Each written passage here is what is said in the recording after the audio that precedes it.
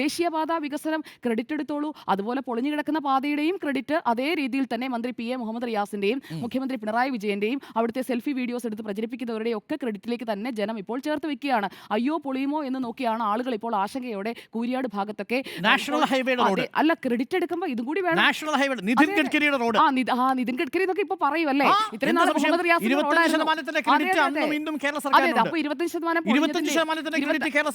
25% പെടുന്ന ഭാഗമായിരിക്കും പൊളിഞ്ഞത്. സ്ഥലം ഏറ്റെടുക്കുമ്പോൾ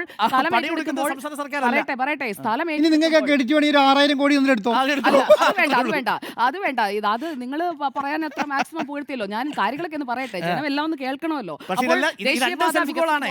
ദേശീയ ഒരു സെൽഫ് ഗോളുമില്ല.